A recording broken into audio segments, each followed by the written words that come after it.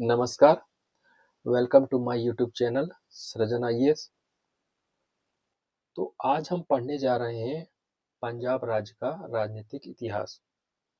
तो हम देखेंगे कि एक स्वतंत्र राज्य के रूप में पंजाब कैसे अस्तित्व में आता है और अंततः यह कैसे ब्रिटिश साम्राज्य का अंग बन जाता है। तो गुरु गोविंद सिंह, जो कि सिखों के 10वें और अंतिम गुरु थे, अपनी मृत्यु से पहले इन्होंने दो बातें निश्चित कर दी। पहला ये कि इन्होंने गुरु की गद्दी समाप्त कर दी, और दूसरा कि इन्होंने बोला कि जहां कहीं भी गुरु को मानने वाले 5 व्यक्ति उपस्थित हो जाएंगे, तो उनके शब्द ही गुरुवाणी या गुरु के शब्द हो जाएंगे, और उससे ही सिखों को धार्मिक नेतृत्व मिलेगा। तो यहाँ इन्होंने यह व्यवस्था तो कर दी गुरु गोविंद सिंह ने कि सिखों का धार्मिक नेतृत्व किस तरह होगा, लेकिन वो इस बात को भी भली भांति जानते थे कि राजनीतिक नेतृत्व प्रदान करना भी उतना ही जरूरी है, क्योंकि अब तक जितने गुरु हुए, पहले से लेकर 10वीं तक, तो ये धार्मिक के साथ साथ राजनीतिक नेतृत्व भी प्रदान करते आ रहे थे। लेकिन गुरु का पद ही समाप्त हो गया, तो आदि ग्रंथ हो गया, और वो जो उन्होंने जो दूसरा जो क्लॉज निश्चित किया था, तो उससे धार्मिक नेतृत्व की व्यवस्था तो हो गई। तो मरने से पहले इन्होंने राजनीतिक नेतृत्व बंदा बहादुर को प्रदान किया। तो हम यहाँ बंदा बहादुर से ही स्टार्ट करते हैं। तो चलिए आते हम बंदा बहादुर। तो ये सिखों के गुरु नहीं थे, बल्कि एक राजनीतिक नेतृत्व करता थे, जो कि गुरु गोविंद सिंह के द्वारा बनाया गया था। तो इनका टेन्योर 1670 से 1716 है। ये मूलतः जम्मू के रहने वाले थे। बचपन का नाम इनका लक्ष्मण देव था, और बाद में इनका नाम माधव दास रखा गया। बैराग ग्रहण करने के कारण इन्हें माधव दास बैरागी भी कहा जाने लगा। एक और नाम गुरु बख्श, गुरु बख्श सिंह, ये रखा था गुरु गोविंद सिंह ने। गुरु गोविंद सिंह से ये महाराष्ट्र के नांदेड़ में मिलते हैं, और गुरु से इतने ज्यादा प्रभावित होते हैं कि इन्होंने अपने आप को गुरु का बंदा कहना चालू कर दिया, और यहीं से इनका नाम पड़ गया बंदा बहादुर। तो गुरु गोविंद सिंह से जैसे ही ये नांदेड़ में राजनीतिक नेतृत्व ग्रहण करते हैं, उसके बाद ये पंजाब की ओर अपना रुख करते हैं। सबसे पहला काम इन्होंने जो किया वो ये कि जिन जिन लोगों ने मूलतः मुगल सेनापति अधिकारी, तो सिखों पर अत्याचार जिन्होंने किया था, उनसे ये बदला लेना चालू कर देते हैं, और अपने अभियान की शुरुआत करते हैं ये सोनीपत से। फिर उसके बाद ये सरहिंद के सूबेदार, सरहिंद का जो मुगल सूबेदार था, उसके ऊपर आक्रमण करते हैं। इसका नाम था वजीर खान। ये वही वजीर खान है जिन्होंने गुरु गोविंद सिंह को मारने का प्रयास किया था, और अंततः वे चोटिल भी हो गए थे, और इसकी वजह से उनकी मृत्यु भी हो गई थी। तो वजीर खान को पराजित किया और इनको मार डाला। वजीर खान ही ने गुरु गोविंद सिंह के दो पुत्र जो थे, जोरावर सिंह और फतेह सिंह, को जिंदा दीवार में चिनवा दिया था। तो इनको मारते हैं। सरहिंद के 28 परगनों यानी जिलों को अपने अधिकार में ले लेते हैं, और जितने मुगल अधिकारी रहते हैं उनको हटा के सिखों की यहाँ पर नियुक्ति करते हैं। फिर ये आगे चल के पंजाब के सिख किसानों को एकत्र करके मुगलों से लगातार 8 वर्ष तक इन्होंने संघर्ष किया, और मुगलों को बना दिया दुर्जय शक्ति, फॉर्मिडेबल फोर्स। तो सिखों के पहले राजनीतिक नेता कौन हुए? तो याद रखें, बंदा बहादुर हुए। प्रथम सिख राज्य की स्थापना किसने की? तो बंदा बहादुर ने की। अब सिख राज्य की स्थापना होगी तो राज्य के लिए खुद के सिक्के और खुद की मुहर भी होना आवश्यक थी। तो इन्होंने गुरु गोविंद और गुरु नानक के नाम से सिक्के चलवाए, राज्य की मुहर भी बनवाई। बंदा बहादुर को उनके जो शिष्य थे वो सच्चा पादशाह यानी ट्रू एम्परर अथवा सच्चा सम्राट कहते थे। ट्रू किंग, ट्रू एम्परर ये कहा करते थे। तो लगातार इनसे मुगलों से ये लोहा लेते रहे। 1716 की बात है कि गुरुदासपुर के पास युद्ध चल रहा था और वहीं पर इनको मुगलों ने घेर लिया। 8 महीने के घेरे के बाद इन्होंने आत्मसमर्पण कर दिया। काल था फर्रुखसियर का, मुगल सम्राट थे फर्रुखसियर, तो उनके शासनकाल में इन्हें दिल्ली ले जाया गया और वहां पर इनको मृत्यु दंड दे दिया गया। तो इतनी बातें आपको याद रखनी है, बंदा बहादुर से इतना काफी है। अब आगे चलते हैं रणजीत सिंह की ओर। अच्छा, इससे पहले कुछ चीजें और समझ लें कि बंदा बहादुर के बाद फिर सिख जो हैं वे नेतृत्व विहीन हो गए। लेकिन आगे चल के एक व्यक्ति आते हैं कपूर सिंह। तो कपूर सिंह ने क्या किया, नेतृत्व विहीन तो हो गए थे लेकिन उसके बाद भी सिखों के छोटे छोटे संगठन या दल बन गए थे। तो कपूर सिंह ने इन सभी दलों को इकट्ठा करके दल खालसा की स्थापना की। ये बात है 1748 1748 की। तो दल खालसा बनाते हैं। एक और काम करते हैं कि 1753 की बात है कि इस दल खालसा के द्वारा एक प्रथा चालू की जाती है। एक प्रथा वो है राखी प्रथा। अब राखी नहीं बांधनी थी, राखी प्रथा ये थी कि इसके द्वारा जो दल खालसा है वो किसी गांव की सुरक्षा का भार, क्योंकि उस समय जो है पंजाब पर बहुत आक्रमण हुआ करते थे।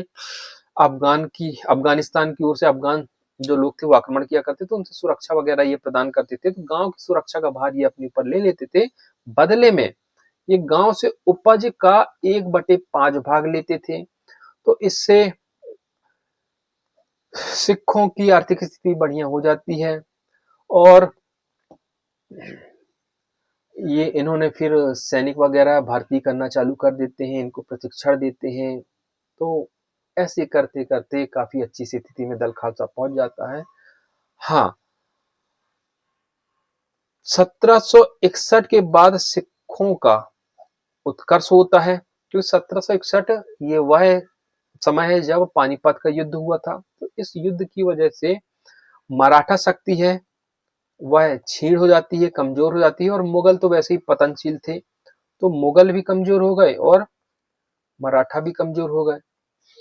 तो इसके बाद से सिखों का बहुत तेजी से उत्कर्ष होता है और आगे चल के कुछ ही साल में 10 से 15 साल में 12 सिख मिसल की स्थापना हो जाती है। मिसल कुछ नहीं, छोटे छोटे जो सिख राज्य थे उनको मिसल बोला जाता था। तो सिख राज्य है ये बहुत छोटे छोटे, ये मिसल। तो कुछ मिसल हैं जो कि बहुत ही प्रभावशाली थी, जैसे कि भंगी मिसल हो गया, अहलूवालिया अहलूवालिया मिसल हो गया, सुकेर चकिया मिसल हो गया, सुकेर चकिया मिसल हो गया, कन्हैया मिसल हो गया। तो ये कुछ मिसल हैं जिनमें भंगी मिसल सबसे ज्यादा शक्तिशाली थी। इसके ही अंडर में उस समय लाहौर और अमृतसर आता था, तो इसके अधिकार में ही था ये। तो कुल मिला के रणजीत सिंह के उदय के पहले पंजाब में 12 सिख मिसल जो थे वो एक कार्यरत थे। तो चलें आगे। रणजीत सिंह, महाराजा रणजीत सिंह शेर पंजाब के नाम से इन्हें जाना जाता है। तो काल जो मैंने बताया ये ऐसा काल था जब मुगल का प्रभुत्व है वो दुर्बल हो गया था। मुगल प्रभुत्व की दुर्बलता और अहमद शाह अब्दाली, ये अफगानिस्तान की ओर से अफगान शासक था, तो लगातार आक्रमण हो रहे थे, पंजाब में अराजकता फैल गई थी। अहमद शाह का पंजाब पर प्रभुत्व केवल कर कलेक्ट करने तक था, उसके अलावा कोई भी लेना देना नहीं था। तो इसका प्रभुत्व केवल कर एकत्रित करने मात्र तक सीमित था।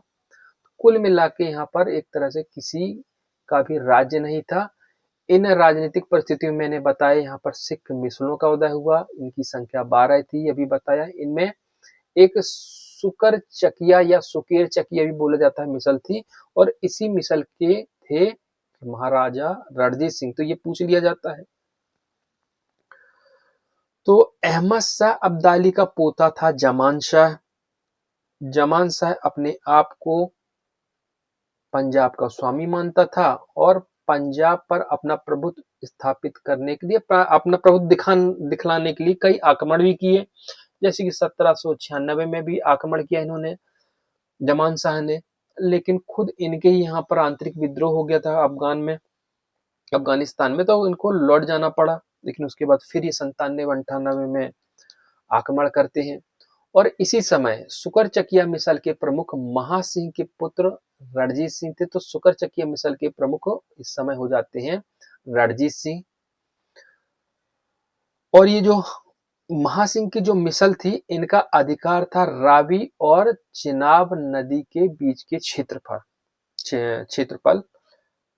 पर इनका अधिकार था। तो थोड़ा सा हम देखें कि मैप को थोड़ा सा समझें। तो देखिए,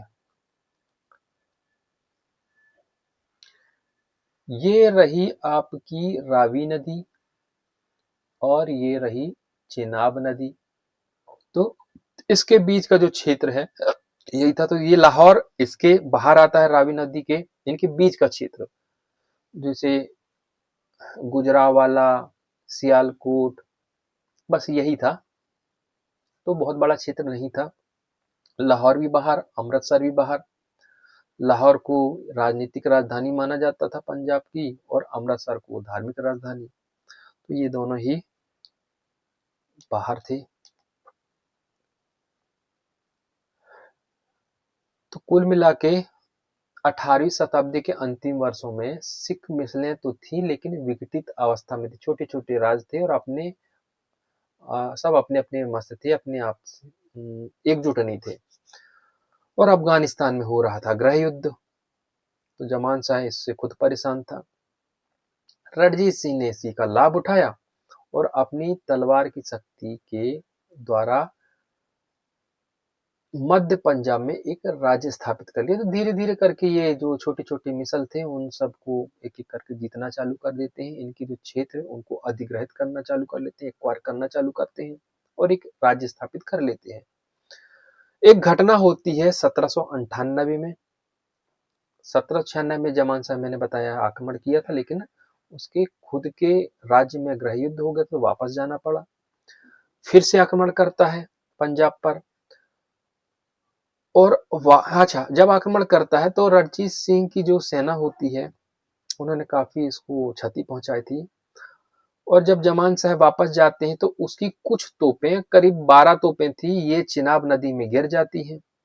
रणजीत सिंह उन तोपों को निकलवा कर वापस भिजवा देते हैं जमान शाह के पास। तो जमान शाह इससे बड़ा ही प्रसन्न होता है और उसने लाहौर पर अधिकार करने की अनुमति दे दी। अब तक ये अपने आप का अधिकार मानता था, स्वामी मानता था लाहौर का। तो बोले ठीक है भाई, तू अधिकार कर ले। तो पहली फुर्सत में रणजीत सिंह लाहौर पर अधिकार कर लेते हैं। 1798 के बाद 99 में अधिकार कर लिया। इस वजह से रणजीत सिंह की प्रतिष्ठा बहुत बढ़ गई। जमान शाह ने उन्हें राजा की उपाधि भी दे दी और अपना लाहौर का सूबेदार मान लिया रणजीत सिंह को, कि भैया तुम ही हमारे सूबेदार मान ली बस। लेकिन रणजीत सिंह ऐसे सूबेदार काम नहीं कर रहे थे, ऐसे राजा ही शासन करते थे। फिर कुछ सालों में ही मतलब 1805 में उन्होंने अमृतसर को भंगी मिसल से छीन लिया। भंगी मिसल उस समय की सबसे शक्तिशाली मिसल थी, तो उससे छीन लिया। मिसल का मतलब सिखों के जो छोटे छोटे राज्य थे वो थी मिसल। अब पंजाब की राजनीतिक राजधानी यानी लाहौर और धार्मिक राजधानी यानी अमृतसर दोनों ही रणजीत सिंह के अधीन हो गई। सिखों के महत्वपूर्ण सरदार बन गए ये, और शीघ्र ही उन्होंने, अभी तक रावी और चिनाब के बीच का क्षेत्र इनके अधिकार क्षेत्र में आता था, अब दोनों ही साइड, ऊपर देखें तो झेलम और नीचे देखें सतलज, तो झेलम से सतलज नदी तक का प्रदेश अपने अधीन कर लिया। तो देखें मैप में हम,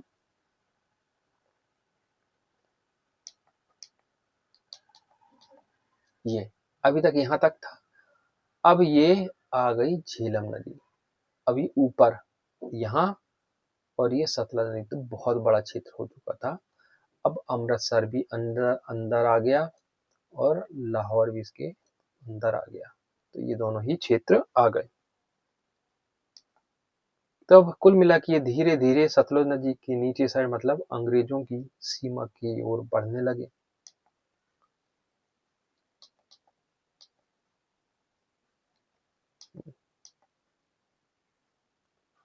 झेलम, ठीक। देखें अब आगे, फिर उन्होंने अपने राज्य क्षेत्र का विस्तार किया। 1818 में मुल्तान को अधिग्रहित कर लिया, उस पर विजय पा ली। 1819 में कश्मीर में भी इन्होंने अपना झंडा गाड़ दिया, और 1823 में पेशावर पर भी अधिकार कर लिया। तो ये पेशावर पर ही अधिकार कर लिया, ये मुल्तान पे भी अधिकार कर लिया, और ये वाला जो क्षेत्र है जम्मू कश्मीर वाला, ये क्षेत्र भी इन्होंने अधिग्रहित कर लिया। तो अब इनका विस्तार जारी था। एक घटना होती है 1809 में कि शाह सुजा को उनके भाई ने आपदस्थ कर दिया था। तो ये लाहौर में निर्वासित जीवन व्यतीत कर रहे थे। शाह सुजा ये अफगान शासक थे। रणजीत सिंह ने उन्हें पुनः सत्तासीन करने में सहायता दी। तो इससे खुश होकर शाह सुजा ने उन्हें प्रसिद्ध हीरा जो था कोहिनूर, वही कोहिनूर जिसे अफगान शासक नादिर शाह जो है वह लाल किले से लूट कर ले गया था, तो रणजीत सिंह को इन्होंने दे दिया। तो इस तरह से कोहिनूर वापस आया। चले आगे। अब इनके समय में एक और महत्वपूर्ण चीज होती है, वो है अमृतसर की संधि। तो अमृतसर की संधि ऐसे हुई कि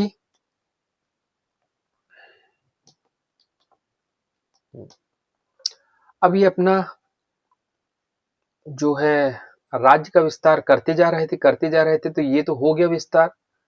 आगे चल के इन्होंने अपना विस्तार ये नीचे साइड सतलुज नदी के इस पार, यहाँ पर भी इन्होंने विस्तार चालू रखा। तो ये विस्तार करते करते पटियाला लुधियाना साइड यहाँ तक पहुंच गए थे। तो इससे अंग्रेज जो है वो सशंकित हो गए, इन्हें शंका, अंग्रेजों को भी टेंशन हुई। तो यहाँ पर अंग्रेजों ने आक्टर लोनी के नेतृत्व में एक कमांडर था, आक्टर लोनी, तो इनके नेतृत्व में एक अंग्रेजी सेना भेज दी। कहाँ? लुधियाना भेज दी।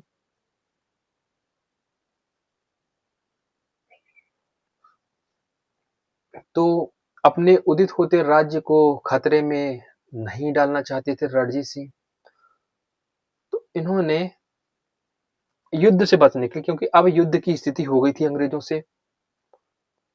अभी तक तो ये छोटे मोटे मिसल थे, इनसे लड़ रहे थे। अब ये बड़ी शक्ति थी, इससे टकराव होने वाला था रणजीत सिंह का। तो रणजीत सिंह ने इनसे संधि कर ली,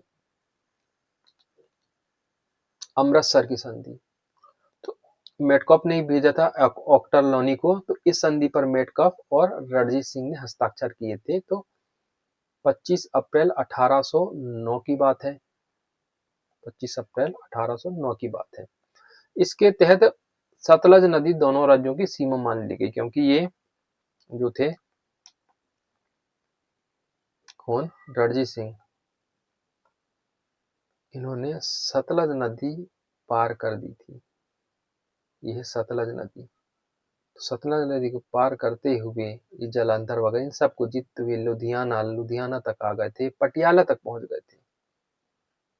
तो इस तरह से इनका विस्तार यमुना नदी तक हो रहा था।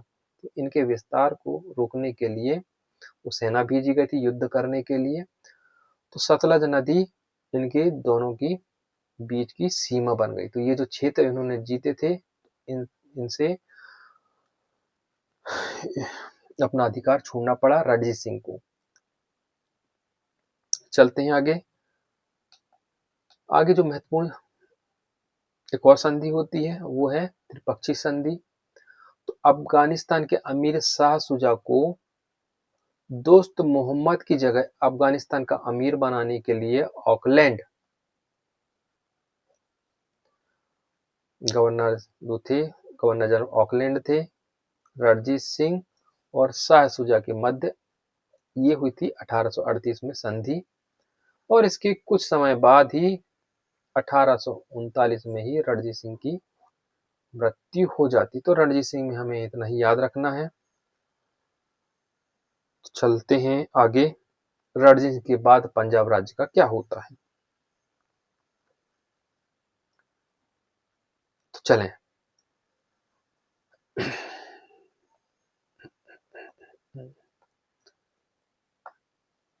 तो मैंने बताया 1839 में रणजीत सिंह की मृत्यु हो जाती है। उनके बाद उनके अल्पायु पुत्र दिलीप सिंह या दलीप सिंह के सिंहासन में बैठने के बीच, मतलब बात हो रही है 1843 तक, 3 अयोग्य उत्तराधिकारी बैठे थे क्रमशः।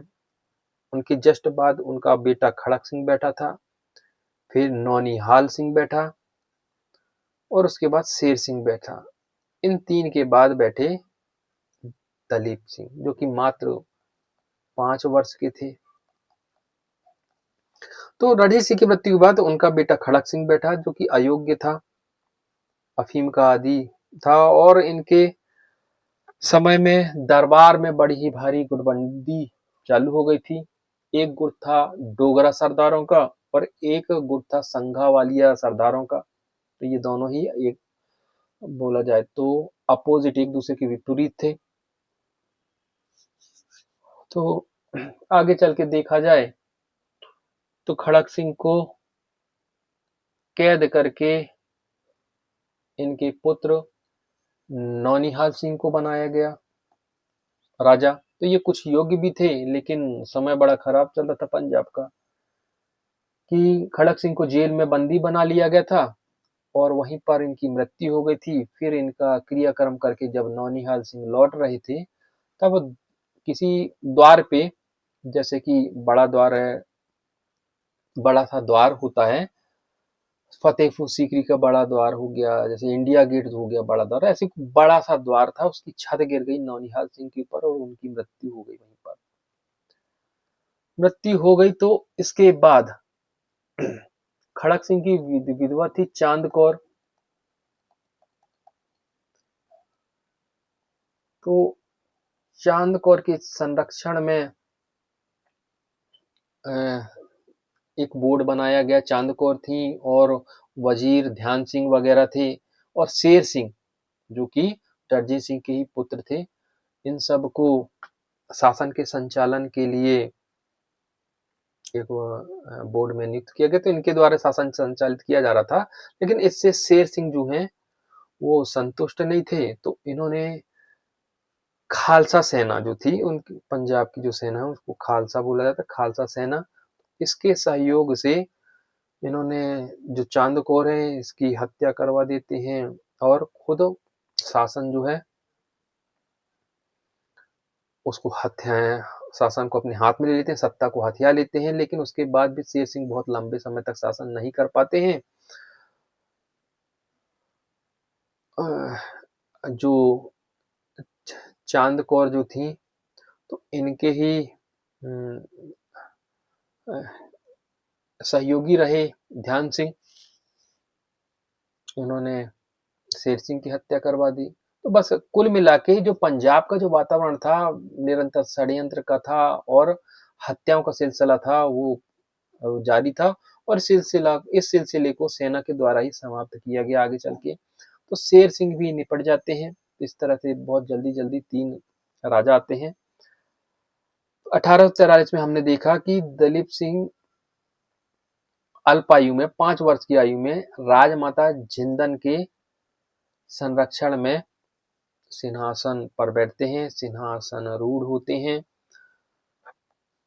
तो फिर उसके बाद जो राजमाता जिंदन है वे अपना प्रभाव बढ़ाने का प्रयास करती हैं, क्योंकि इस समय लाहौर दरबार में जो था वो प्रभुत्व था, जिसकी जो चलती थी वो थी खालसा सेना। तो खालसा सेना की ही चलती थी, तो इसकी वजह से ये कुछ कर नहीं पा रही थी, तो अपना प्रभाव बढ़ाने के लिए ये दांव पेच खेलने लगती हैं। तो इसके लिए ये चाहती थी किसी तरह से खालसा सेना यदि कमजोर पड़ जाए तो शक्ति जो है वो जिंदन के हाथ में आ जाएगी। तो प्रयास करती हैं कि खालसा जो सेना है, या तो इसका सामना, कुल मिला के ये चाहती थी कि खालसा सेना है ये किसी तरह से अंग्रेजों से भिड़ जाए, या तो ये जीतेगी या तो हारेगी। यदि ये अंग्रेजों से जीत जाते हैं तो बहुत बड़ा जो क्षेत्र है वह हाथ में आएगा, तो इसकी वजह से खालसा सेना का ध्यान उस साइड चला जाएगा, तो वो उसमें लग जाएंगे, तो इनका प्रभाव जो है लाहौर दरबार में वो कम हो जाएगा। या फिर खालसा सेना अंग्रेजों से हार जाए, तो हार जाएगी तो वैसे ही इनकी शक्ति कमजोर पड़ जाएगी, तो भी इसका प्रभाव जो है जिंदन का है राजमाता, उसका प्रभाव बढ़ जाएगा, शक्ति बढ़ जाएगी। तो ये प्रयास कर रही थी।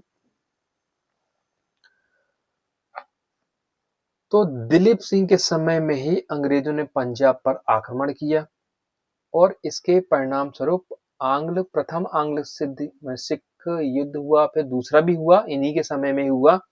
तो हुआ ये था कि अब राजमाता जिंदन है वो चाह ही रही थी कि किसी तरह से सिख दल, वो खालसा सेना है या सिख सेना का मुकाबला अंग्रेजों से हो जाए, अंग्रेजों से किसी तरह से युद्ध हो जाए। तो कुछ इस तरह का यहाँ पर अंग्रेजों के द्वारा कुछ कार्य भी किया, कदम उठाए गए कि माहौल बन गया, क्योंकि अंग्रेजों ने देखा कि पंजाब में बड़ी ही अराजक स्थिति है, वातावरण बड़ा ही अराजक है। तो इसकी वजह से अंग्रेजों ने अपनी सेना को पंजाब की सीमा पर बढ़ाना चालू कर दिया। अंग्रेजों ने सतलुज नदी पर पुल बनाने के लिए बंबई से नावें लानी चालू कर दी और इसको फिरोजपुर पर जाकर एकत्रित करने लगे। तो बहुत सारी नावें आई कि नावों को जोड़कर सतलज नदी पर कैसे पुल बनाया जाए उसका प्रशिक्षण देने लगे। तो कुछ इस तरह की गतिविधियां होने लगी, जिसकी वजह से जो सिख सेना है वह कहीं ना कहीं शंका की दृष्टि से देखने लगी अंग्रेजों को। इसी समय होता है एक और काम कि यहाँ पर लुधियाना में मेजर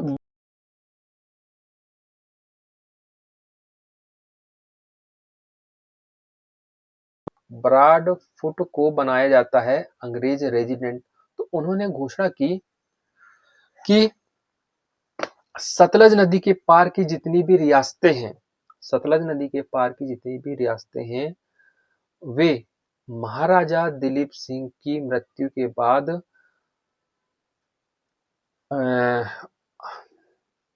वो अंग्रेजी राज में मिला ली जाएंगी, कुछ इस तरह की घोषणा करते हैं।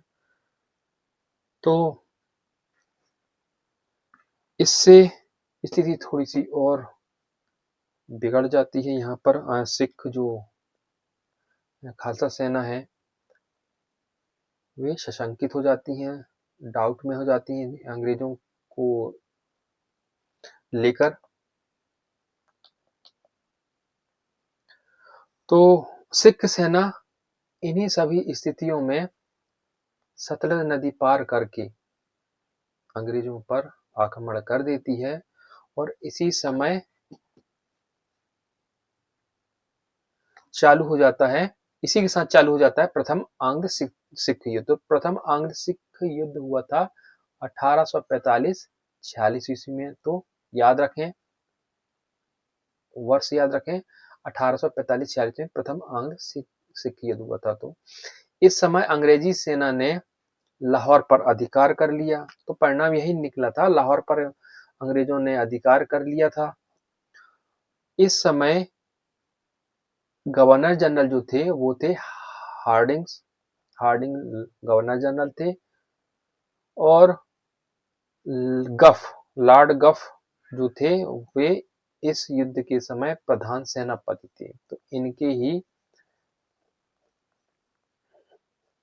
कमांड में प्रथम आंग्ल सिख युद्ध हुआ। तो प्रथम आंग्ल सिख युद्ध के दौरान 4 लड़ाइयां लड़ी गई थी।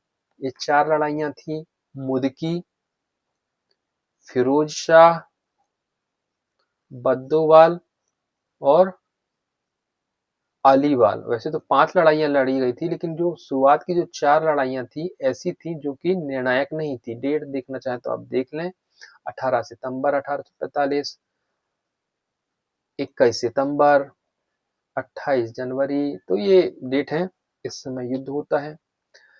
5वीं लड़ाई जो होती है वो होती है सबराव की लड़ाई। ये निर्णायक लड़ाई होती है, 10 फरवरी 1846 में होती है और ये निर्णायक सिद्ध होती है।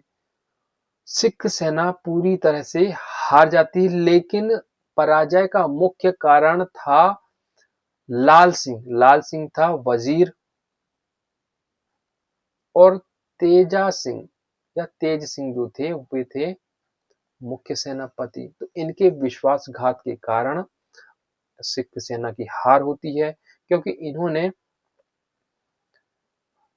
इन्होंने अंग्रेजों को सिख सेना का जो पूरा गुप्त जानकारी, सिख सेना की पूरी गुप्त जानकारी ये इनको अंग्रेजों को दे देते हैं।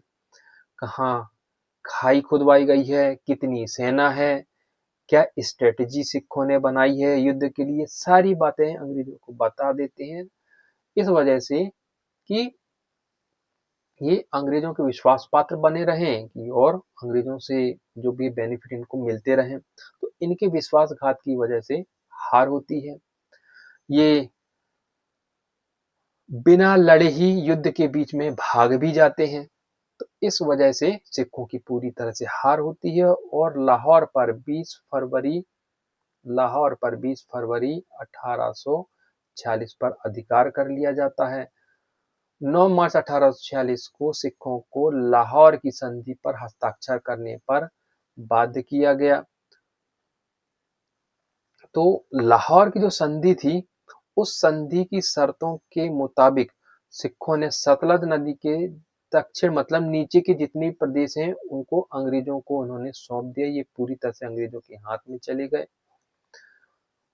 एक ब्रिटिश रेजिडेंट लाहौर में नियुक्त किया गया। अब लाहौर में हमेशा अंग्रेजों का एक अधिकारी रहेगा, रेजिडेंट रहेगा, ये बात तय कर दी गई। 1.5 करोड़ क्षतिपूर्ति जो है वह भी वसूली गई, जिसमें कि 50 लाख तो कोष से दे दिए गए और 1 करोड़ का जो क्षेत्र है वो अंग्रेजों को दे दिया गया। और इसी में शामिल था कश्मीर भी, और अंग्रेजों ने कश्मीर को 1 करोड़ रुपए के बदले में गुलाब सिंह को बेच दिया। इससे भी सिख जो है खासी नाराज थे। बाकी चीज तो थी ही, गुलाब सिंह को बेचने से सिख बड़े ही नाराज थे। संधि के बदले अंग्रेजों ने दिलीप सिंह को महाराजा स्वीकार कर लिया और रानी जिंदन को संरक्षिका स्वीकार कर लिया और लाल सिंह को वजीर के रूप में मान्यता प्रदान कर दी। तो इतनी चीजें होती हैं। तो अंग्रेजों को वैसे तो संधि के मुताबिक 1846 के बाद लाहौर से निकल जाना था, लेकिन इनका विचार था कि और समय तक बने रहें। तो कैसे बने रहे, संधि तो तय हो गई थी। तो अंग्रेजों ने लालच के द्वारा या फिर भय के द्वारा जो भी सिख सरदार थे उनको इस बात के लिए राजी किया कि वे ब्रिटिशों से प्रार्थना करें कि आप कुछ और दिनों तक रुक जाएं। तो इसके लिए विवश किया था, फिर ऐसा हुआ भी। तो इसके कारण फिर भैरोवाल की संधि हुई। तो कहने का ऑन पेपर ये था कि सिखों के द्वारा ही ये मांग की गई इस संधि की। तो संधि भैरोवाल की संधि होती है। इसके अनुसार दलीप सिंह जब तक वयस्क नहीं हो जाते हैं तब तक ब्रिटिश सेना लाहौर पर रहेगी और इस सब का खर्च जो है वो लाहौर दरबार ही जो है वो उठाएगा। लाहौर पर प्रशासन 8 सिख सरदारों की एक परिषद को सौंप दिया गया। महारानी जिंदन को 48,000 वार्षिक पेंशन पर शेखपुरा भेज दिया गया। तो इतनी चीजें यहाँ पर तय हुई। फिर उसके बाद द्वितीय आंग्र सिख युद्ध भी होता है। इसका तत्कालिक कारण था मुल्तान का सूबेदार जो था मूलराज, उसका विद्रोह। मुल्तान मैंने मैप में आपको दिखाया, कहां पर पड़ेगा।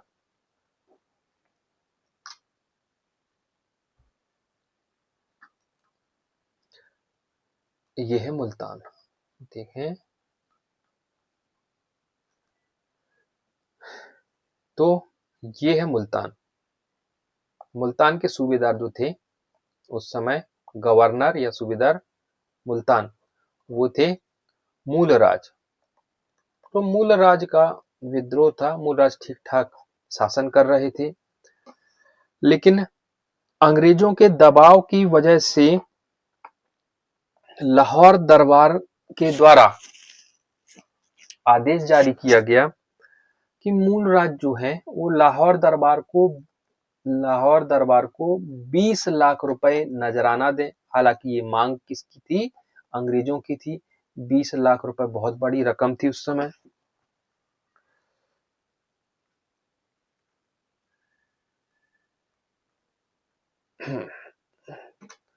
हाँ, ऐसे ही बता देता हूं मैं। तो मूलराज से अंग्रेजों के दबाव के कारण से लाहौर दरबार ने आदेश पारित किया कि मूलराज जो है वो 20 लाख रुपए, 20 लाख रुपीस जो है वो नजराना के तौर पे दें। दूसरी बात कि सतलज नदी के पार, सतलज नदी, सतलज नहीं नहीं नहीं सतलज नहीं, रावी नदी। दूसरी बात कि जो रावी नदी है, ये है रावी नदी। रावी नदी के पार के जितने भी क्षेत्र हैं, मतलब यहाँ की बात हो रही है, रावी नदी ये है, रावी नदी के पार के उत्तर के जितने क्षेत्र हैं वे लाहौर दरबार को ये सौंप दें। तीसरी जो बात है या तीसरा जो आदेश था वो ये था कि मुल्तान का जो कर है, टैक्स है, वो 3 वर्षों के लिए 33% बढ़ा दिया जाए। तो ये कुछ बातें हैं, ये कुछ आदेश हैं जो मूलराज को दिए गए। तो मूलराज जो है इन शर्तों के तहत शासन करना स्वीकार नहीं करते और उन्होंने अपने पद से इस्तीफा दे दिया। अब मूलराज गवर्नर के पद से तो हट जाते हैं मुल्तान के। तो इनकी जगह पर अंग्रेजों ने काहन सिंह को 30,000 रुपए वार्षिक वेतन या जो भी हो, वह वार्षिक हो या मंथली, जो 30,000 रुपए जो वेतन है उसके बदले में काहन सिंह को गवर्नर बना दिया जाता है। और काहन सिंह जो है वे अपना पदभार ग्रहण कर सकें, इसके लिए 2 अंग्रेज अधिकारी इनके साथ भेजे गए मुल्तान। लेकिन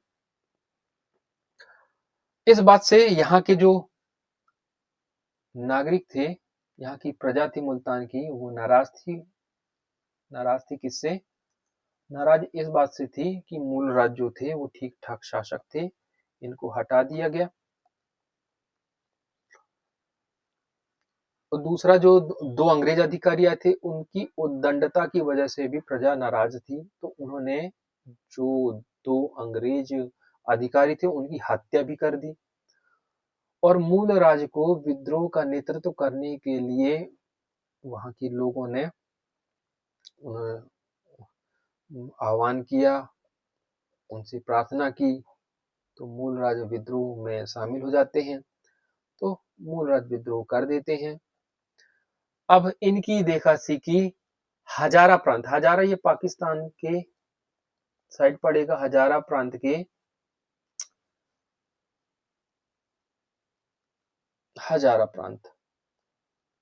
हजारा प्रांत के जो गवर्नर थे वे थे छतर सिंह। इन्होंने भी विद्रोह कर दिया। छतर सिंह के पुत्र शेर सिंह, जो कि अंग्रेज उसी समय सेना में थे, कमांडर थे, इनको विद्रोह को दबाने के लिए भेजा गया तो ये भी विद्रोह में शामिल हो जाते हैं। तो इस तरह से देखा जाए तो ये पूरे पंजाब का एक तरह से राष्ट्रव्यापी विद्रोह बन जाता है। और इस समय जो गवर्नर जनरल थे वो थे डलहौजी। डलहौजी चाह ही रहे थे कि किसी तरह से उनको बहाना मिल जाए पंजाब को अधिग्रहित करने का, पंजाब पर फाइनल अटैक करने का। तो जब ये विद्रोह बहुत ज्यादा बढ़ जाता है तो डलहौजी ने बहाना लेकर युद्ध की घोषणा कर दी। अब इस दरमियान कुल 3 युद्ध होते हैं। पहला युद्ध है रामनगर का युद्ध, जो कि 22 नवंबर, अच्छा इसकी डेट याद रखें आप, ये हुआ था 1848-49 को। पहला जो हुआ था 45-46 में हुआ था, दिसंबर के है ना महीने में, आखिरी महीने में चालू हुआ था और 46 तक चला था।